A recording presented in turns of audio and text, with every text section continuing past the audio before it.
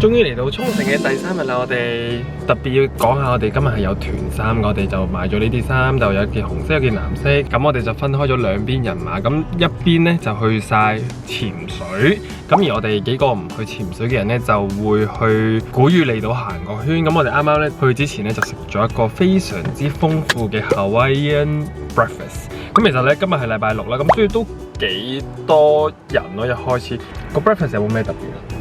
幾好味咯！其實我覺得好食嘅，但係我想講呢個美式嘅早餐好大份，同時亦都係我哋喺又最貴。係啊，係我哋喺 Okinawa 食過最貴嘅一餐咯，即係貴過日本嘢，同埋係食一次就夠，好鬼肥真係，一餐就夠啦。好，我哋而家準備出發。係。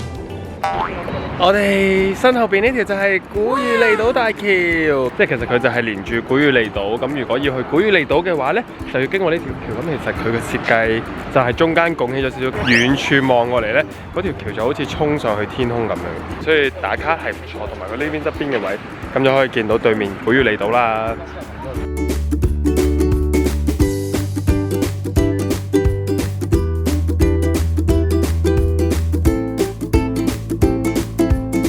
我哋揸咗半個鐘頭車嚟到呢個戀人沙灘，咁其實就係我喺 Instagram 揾到啲人喺呢度打卡，佢身邊呢個石呢，就係對住一個海，跟住兩邊呢啲係棕櫚樹，因為其實佢個樹上面係唔知點解有好多唔同嘅植物嘅，咁就好靚，咁樣影出嚟呢，你就會喺外國有種異國風情嘅感覺。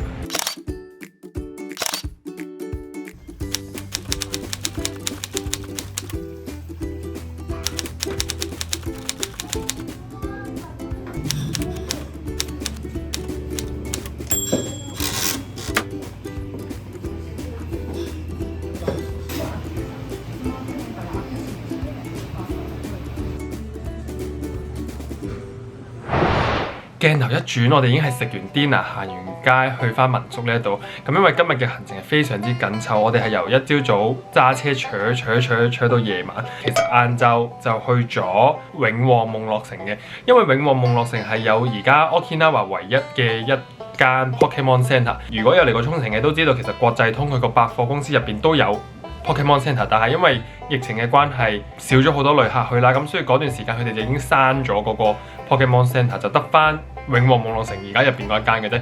咁所以大家如果嚟沖繩嘅時候咧，就千祈唔好去錯國際通嗰間，要去永和夢樂城，即係 Eon 嗰間啦。快地行咗一轉之後咧，我哋就要8點鐘又揸翻半個鐘頭車去 dinner。咁我哋食 dinner 咧就係食咗一間叫沖繩炭火料理嘅餐廳。咁其實炭火嗰間其實佢啲烤嗰啲豬同雞，我覺得係好好食。我特別有印象佢嘅豬腩肉係因為我以為佢嗰隻豬腩肉係會好似韓燒嗰一隻咁樣煙煙韌韌，但係其實佢係烤出嚟咧係好似烤到好腍，係類似炆嗰種程度咧，你咬落去啲豬肥膏係已經係溶晒。個烤雞都好食㗎，豆腐炒苦瓜、海葡萄，即係呢啲沖繩料理基本嘅嘢佢都有。咁所以我哋成班14個人就去咗食呢間居酒屋啦。因為我負責間餐廳，其實我哋10幾個人一齊移動去食 dinner 嘅，其實真係唔算好多選擇。其實大部分 fit 到我哋咁多人一齊坐嘅話，都係一啲居酒屋或者燒肉。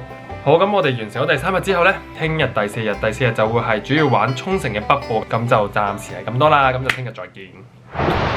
哇，好靚啊！呢個的士。拜拜。拜拜。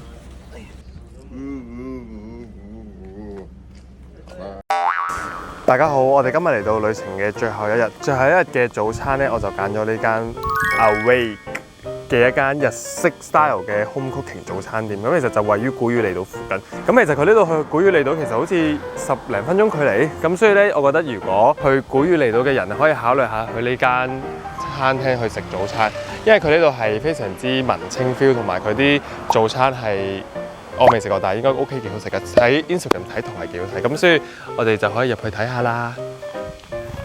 呢度我哋10點鐘嚟到。早啲開門，其實佢平時 weekday 就9至4，如果 weekend 同 holiday 咧就8至5，咁所以其實佢主要係做早餐同 lunch 嗰個時段，主要有豬同埋魚，咁你揀一個 main 之後咧，你就可以揀3個 side dish from 佢嗰個 list 入面嘅。咁佢就今日嘅 today special 咧就係一個 tuna，嘅魚，然之後平時就係有豆腐 omelette 同埋一個 winter melon， 即係冬瓜，日本 style 嘅冬瓜。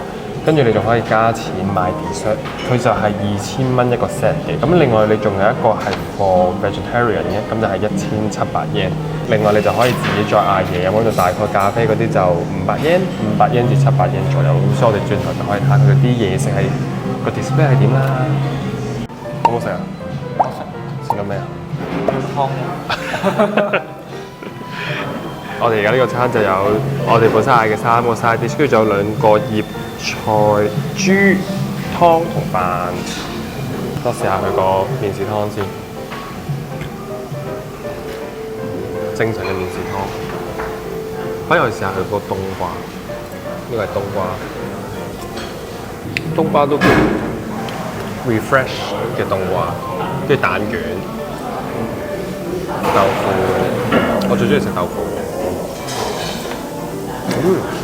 嗰啲日式醬嚟嘅豆腐係，試埋佢個豬先。個豬有啲似叉燒，我覺得。因為我哋嗌4個 side dish， 我就冇嗌呢個吞拿，要試下先。哦，有紫蘇月喎，幾好食喎呢個。呢個特別啲喎。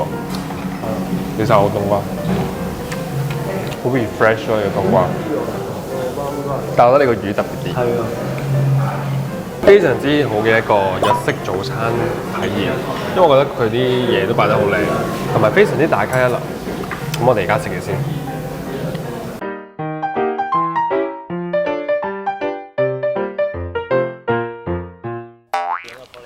食完呢餐飯，咁就大家可以上佢嘅 Instagram book 呢間餐廳叫 Awake。咁同埋我嗰陣時咧就喺 Instagram book 佢，跟住我係 send message 俾佢，同佢講想 book 呢間餐廳，咁佢哋就非常之好地 accept 咗，咁大家都可以喺 Instagram message 呢間餐廳就叫佢哋 book 位㗎啦。咁我哋而家就會去古宇利島。古宇利島揸車幾多耐啊？24分鐘。24日都要。係咯，呢度去古宇利島都要20分鐘。雖然沖繩係一個島，我以為啲地方喺隔離啦，但係其實揸車都要10零20分鐘。我哋而家出發。我哋頭先食完 brunch 之後，我哋就去咗古宇利島買咗啲手信，兜咗個圈。因為其實古宇利島而家我覺得冇上次嚟咁多嘢做咯，因為其實佢仲有啲海膽飯，有啲 coffee shop 同埋有個海洋塔。咁但係之前嚟嘅關係咧，我就覺得可以兜個圈咁就 OK 啦，唔需要特別去食，因為我哋知道食好飽。咁 anyway， 咁我哋快速行完呢個古宇利島之後咧，就嚟到美麗的海水族館，咁預備買飛入場啦。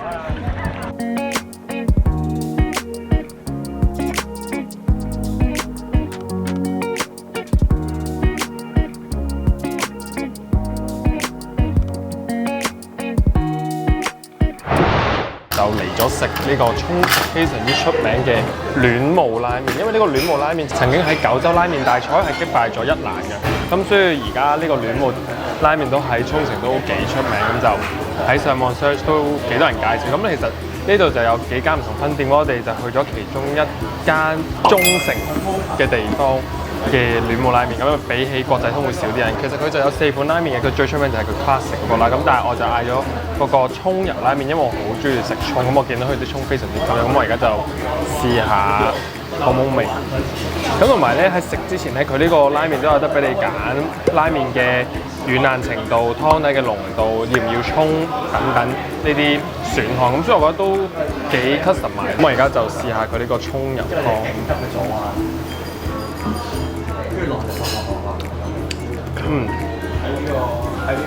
佢葱油湯其實都幾濃，但係佢就冇豬骨湯喎咁濃。因為我啱啱試咗朋友個豬骨湯，我覺得豬骨湯真係幾出色嘅，我覺得。佢葱同埋麻油味幾出，跟住再攞埋啲葱幾好食，我覺得。如果下次再嚟食，我會試下，我會食佢個豬骨味，好食。另外我哋嗌咗佢個餃子，咁就係類似呢啲一口 style。餃子就正常，不過不失。戀慕拉麵值得一試，我哋而家繼續食拉麵先。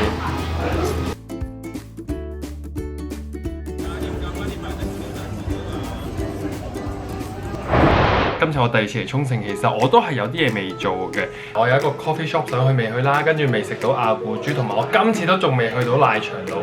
咁唯有帶住一啲遺憾離開，咁下次就有原因再嚟沖繩啦。即係終於完咗呢5日4夜嘅沖繩之旅，咁就非常之開心，同我啲中學同學10零個都仲可以10年之後都仲約到呢個旅行。咁我哋希望遲啲再有機會就多啲，可能1、2年去一次啦。